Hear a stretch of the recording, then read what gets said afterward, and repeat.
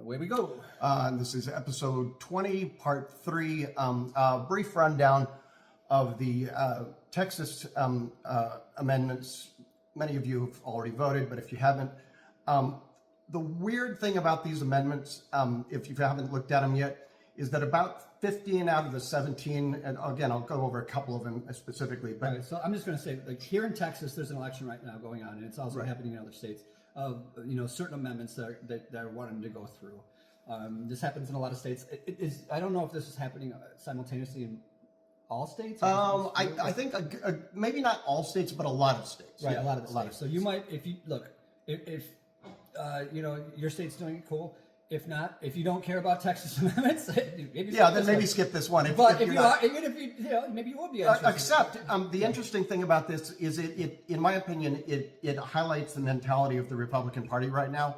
Because what I was going to say is going on with, I don't know, maybe 14 or 15 of these amendments, is that they are basically trying to amend the Texas Constitution to prevent things that are not currently an issue from ever being voted on in a direction that might be more, shall we say, liberal, or more progressive. So like one of them is on the estate tax. It's trying to prevent there from being an estate tax. Well, currently there isn't one, so it's a weird thing to vote against because currently there isn't one and there never has been in Texas.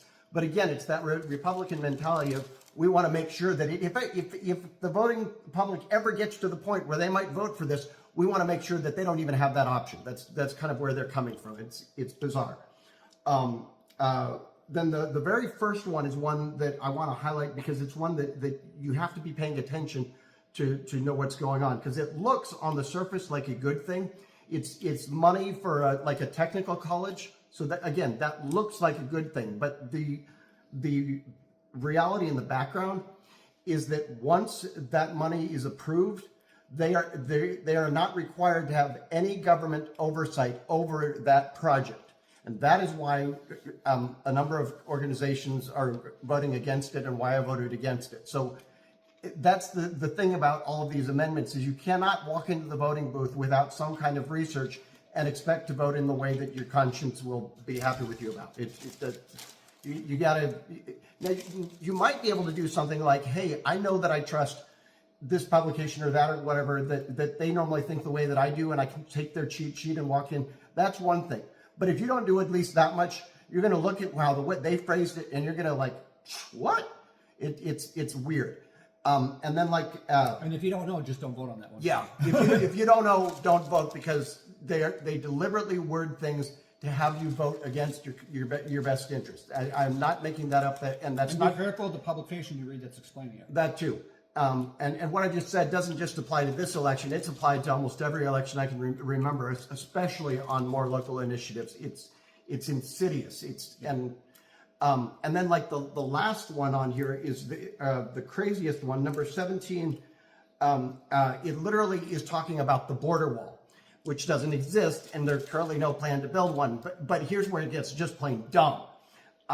The bill, or amendment, says that if the border wall is built and if you have property that is adjacent to the wall, and if your property value goes up because of the wall, then you're not required to, then they'll try and exempt you from the additional taxes.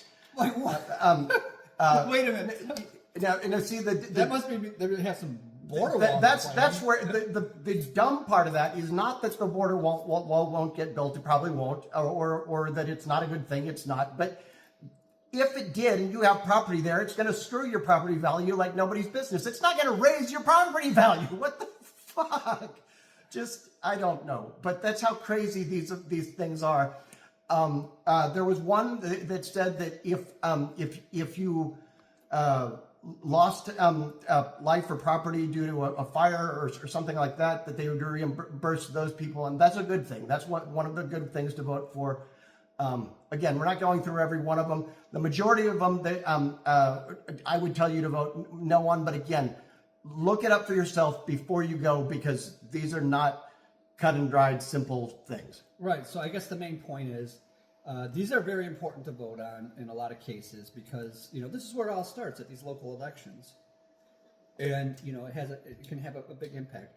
It sounds like a lot of this stuff is just fluff. I mean, not fluff, but I mean, It's not going to have an immediate impact, but if it were to be voted on the wrong way, we'd be feeling it 5 or 10 years from now. right. This could potentially be, kind of problems.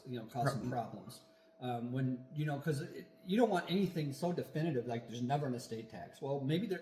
So yeah, so we got cut off for a second. Anyways, you don't want anything so definitive that there's no wiggle room to get out of it, because unless of course it's something that requires something. Unless it's a case of human rights where you're trying to provide the right instead of deny the right. If you're trying to provide a right, that's one thing. If you're trying to deny right, but when it it comes to something like I can't think of a good economics example on this ballot, but you right. get the idea. I think you get the idea. And then the one thing I forgot, and this is just an Austin thing. I think it's Prop Q. The opposition has tried to present this like a huge, giant tax increase that blah, blah, blah, Austinites, crazy. But when you actually run the numbers, it's a fraction of what they're claiming. And the other thing is you have to look at what we're actually voting on. And a lot of it is things that we actually need. And some of it's a little bit, well, it's funny because let me use the example of homelessness. A year or two ago, I think it was only a year or two ago, we voted against, allowing people homeless people to camp on the streets and put up tents and all this kind of thing.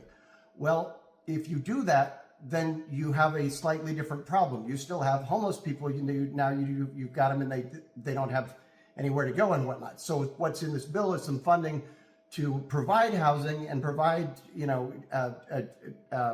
initiatives to help with the homeless issue that you kind of kicked around when you said that they couldn't do X, Y, and Z. So that's just one of many things that's being funded. But the point is, it's things that I'm not saying that it's all stuff that I would agree with, but a lot of it is stuff that if you looked at, you go, yeah, we kind of do need that, Right. So Well, that's kind of putting the cart. Like, you'd think they would have had the funding for homeless people before they started saying you can't sleep here. Because now, what are you going to do with them? Like, you'd think in an ideal world. You're going to put them in jail? Like, Yeah. That's a whole nother discussion. We can get into that, like making homelessness illegal. Right. And what they want to do with that. My point is that there's primarily it's a GOP mentality that like any additional taxation is like this huge, crazy, don't tax me, you asshole kind of thing. And like, depending on what it goes towards, taxation is not a dirty word, Now, I'm not saying just tax people for the sake of taxing them, and I'm not saying that you can't overtax people or whatever.